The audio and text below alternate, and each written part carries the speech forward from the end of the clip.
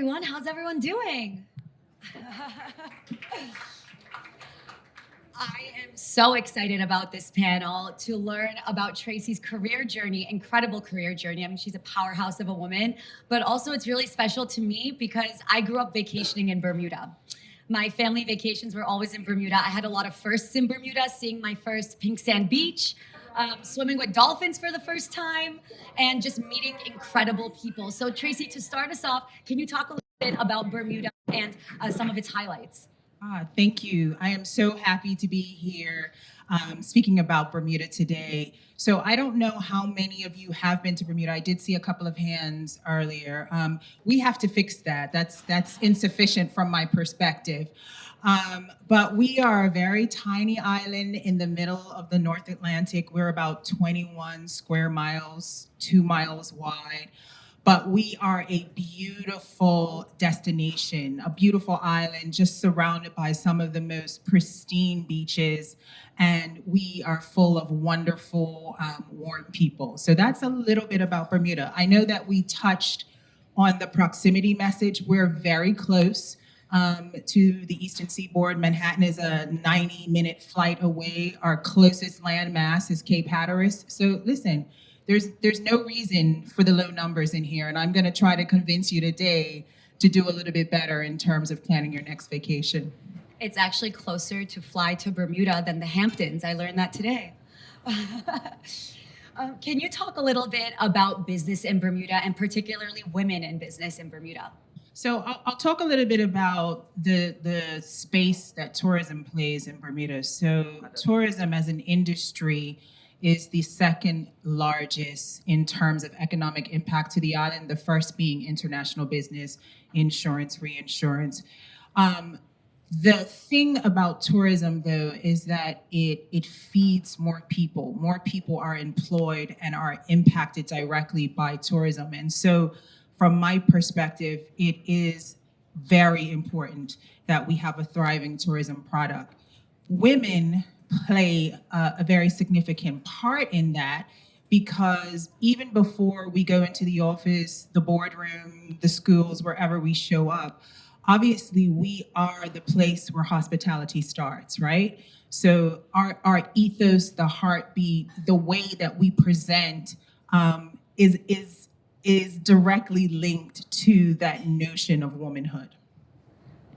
What are some of the common misconceptions that people may have about Bermuda? We know Bermuda as such an amazing tourist destination, but it's so much more. Can you talk about that so much more factor? Yeah, I think the biggest misconception is that they think we're far. We hear the Bermuda Triangle message all the time.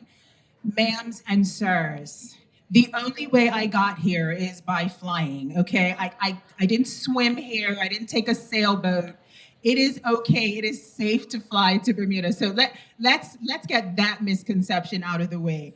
And the fact that sometimes people think it's part of the Caribbean or it's far to get to, none of that is true. None of that is true. So I want to dispel all of those myths today.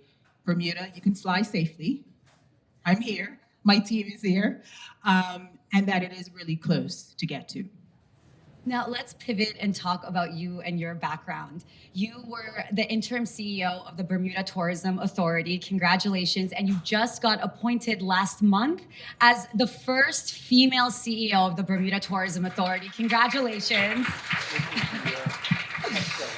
Can you talk a little bit more about your journey, your career path, and how you got to where you are today? So my journey was not a typical one. So when you think about traditional seats at the table, mine is the opposite of that. And so my passion was found late in life. You know how people say, you find your passion, live your life. It's all easy, wah, wah, wah. That wasn't me. I was a late bloomer. I didn't realize that tourism was the thing that I was going to be the most passionate about. So I came to it late. But what I love about this industry is the idea of connecting a sense of place to people. My journey was primarily in insurance and reinsurance. As I said earlier, I was a human resources executive for well over 20 years. And I don't want to say that I fell into tourism, but essentially that's what happened. And I've had, I think, the most personal success, and I've had the most fulfillment in the space of the tourism industry. It doesn't really sound like a traditional career path going from insurance to tourism. Raise your hand if you've ever felt like you weren't either qualified to do a job as a woman or you were scared to take a risk in your career because you didn't think that you had qualifications. More people that have been to Bermuda, I see. And I think that's a common theme that connects us as women, but we need to overcome that. So how did you overcome that in your career? Absolutely. This particular journey was a real tough one for me. I had never been a CEO before. So there were a lot of disqualifying statements that were being made about me. And, you know, she's not ready. She doesn't know how to lead a marketing organization. You know, all of the things that I think people who are looking to devalue you would say. Let me tell you something about that. First of all, I live in the space of underestimation. I live there, I thrive there. So that's the first thing. The second thing is that it actually doesn't matter what people say about you. It's what you say about yourself, okay? So that is the most important thing as well. And I believed in what I knew I could do. I believe that wholeheartedly. And even when I was in the space at an interim capacity, I saw the green shoots. I understood what was happening. The team was galvanized. There was so much excitement happening. And our partners got behind us in a way that they hadn't been before. So while it was hard, I had to just block the noise and just focus on the work. Because the truth of the matter is, people who are full don't complain that they're hungry. And I have to make sure that tourism does what it needs to do so that more people are eating. And if you don't believe in yourself, no one will believe in you. Absolutely.